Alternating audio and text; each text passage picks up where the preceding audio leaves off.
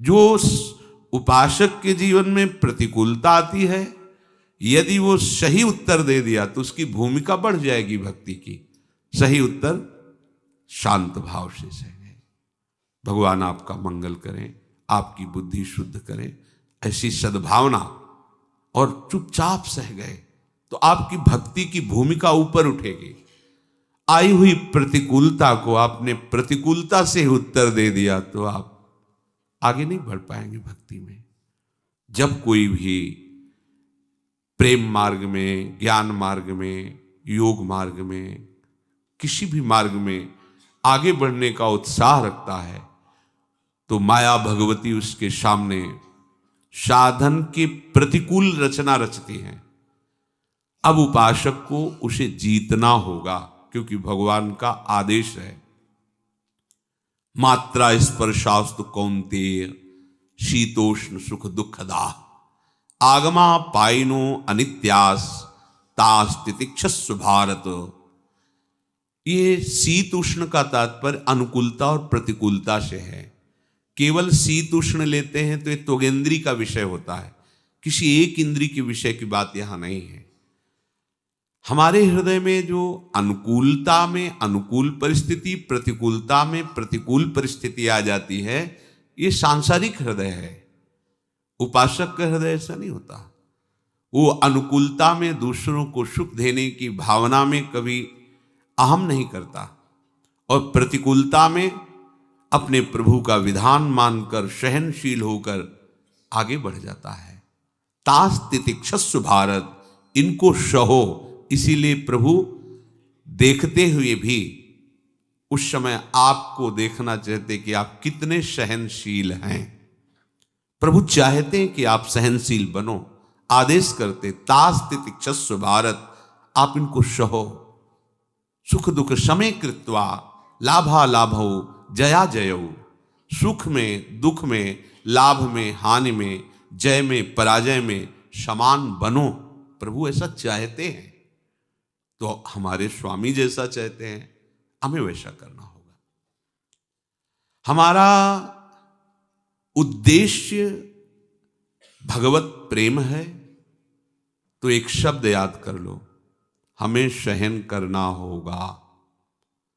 साधु का, परमार्थ के पथिक का सबसे बड़ा पहला लक्षण है तितिक्षवः।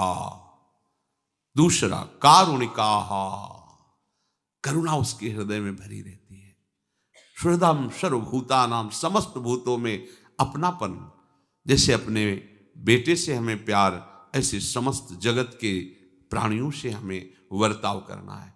सब में हमारा प्रभु विराजमान। देखो, आप परमार्थ के पथिक हो, आप भगवत मार्ग के पथिक हो, आप व्यवहारिकी नहीं हो, आप संसारिक नहीं हो। प्रभु ने आपको ये महान सौभाग्य दिया है कि अब आप भगवत गुणों को धारण करके भगवत धाम में प्रभु की समीप नित्य सेवा में पहुंचे।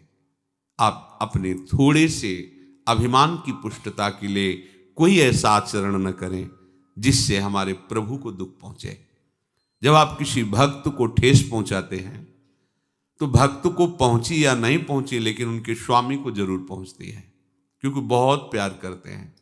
साधु हृदयम मह्यम, उस साधु का हृदय क्या है? भगवान है।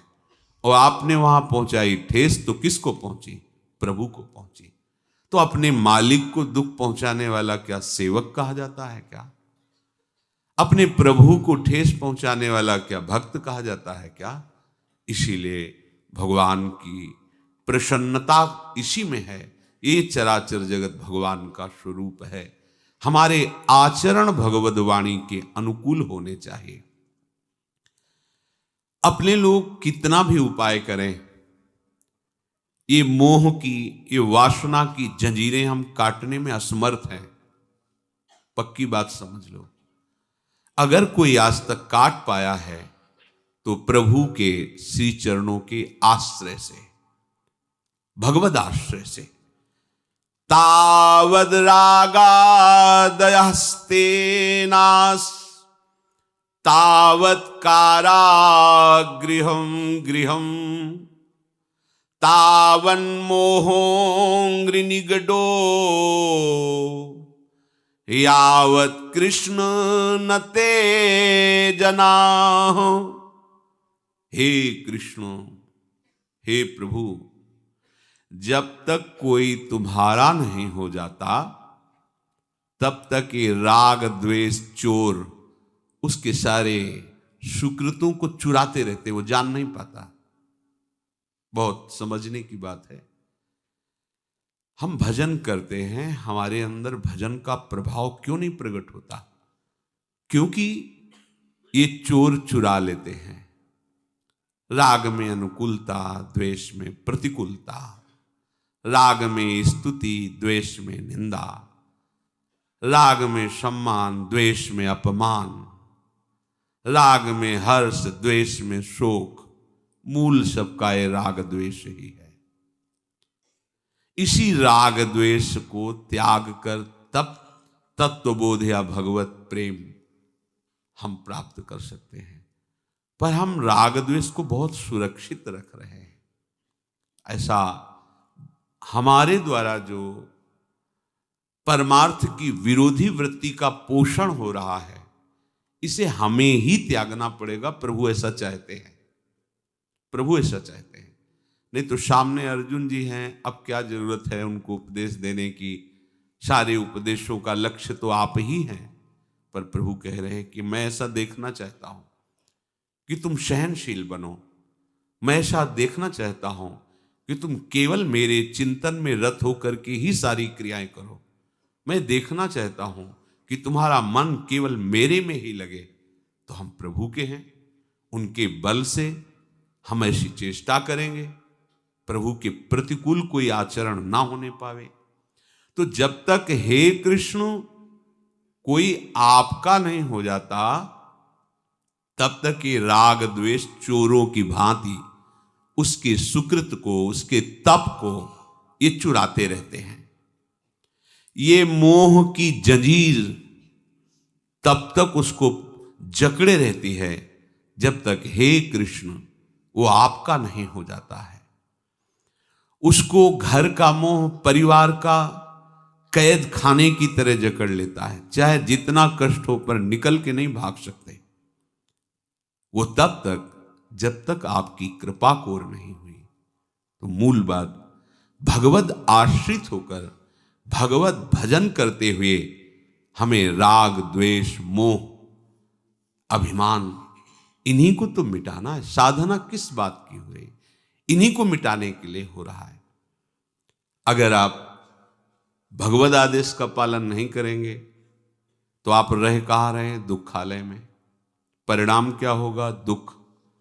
तो फिर हमें जो मनुष्य जन्म मिला सुख प्राप्ति के लिए, वो हम नहीं प्राप्त कर पाए।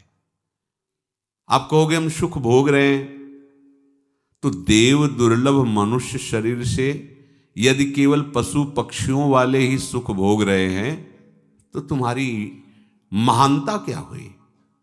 निद्रा, भय, आहार, मैथुन, ये पूरी सृष्टि में है। सब जीव जंतु इसको, और मनुष्य शरीर को दुर्लभ हो, मानुषो देहो, तो इसकी दुर्लभता क्या है? बड़े भाग मानुष तन पावा, सुर दुर्लभ सदग्रंथन गावा। ये क्या दुर्लभता है? यही दुर्लभता है। इन विकारों को सहते हुए निरंतर भगवत चिंतन करते हुए हम प्रभु के समीप पहुंचे।